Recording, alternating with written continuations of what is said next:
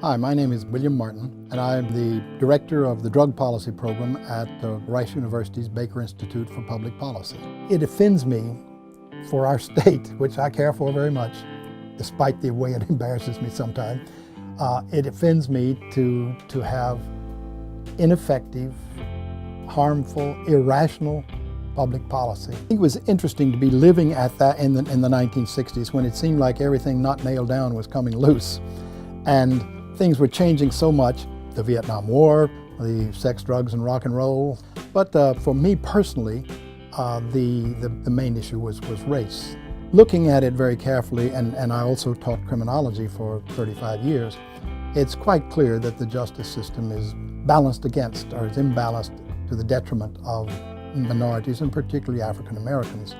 I've been studying drug policy since the early 1970s, and it had always been waged primarily against people who were not white upper middle class people. During the 70s and past that, drugs became an issue that politicians could use to show how tough they were, to use it against their opponents.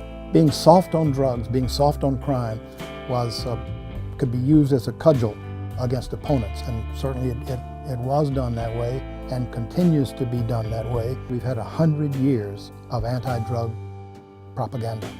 The pharmaceutical companies, the alcohol producers don't want a cheap alternative, a homegrown alternative to their thing.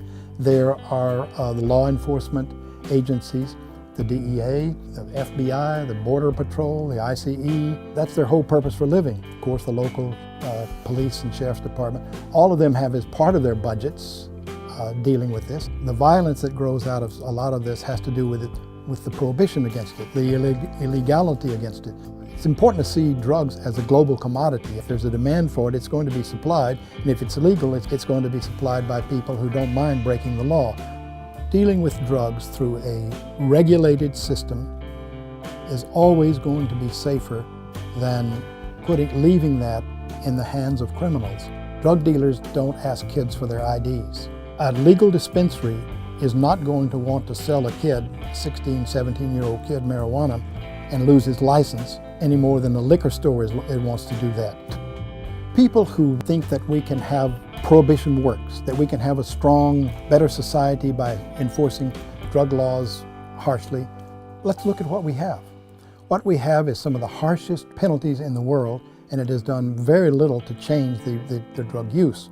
But it has caused enormous harm you have more than 2 million people in prison.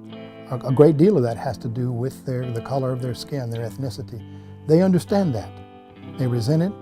It reduces their respect for law, and that in turn reduces their psychic bond to society and its norms. And that is bad for democracy. We have spent $1 trillion, and the result is not very much, except a lot of people have been incarcerated. Now, I think often about what if you took that $40 billion a year and turned it into treatment, into prevention, into various other kinds of things. You can get over a bad habit, you can get over addiction much more easily than you can get over a criminal record.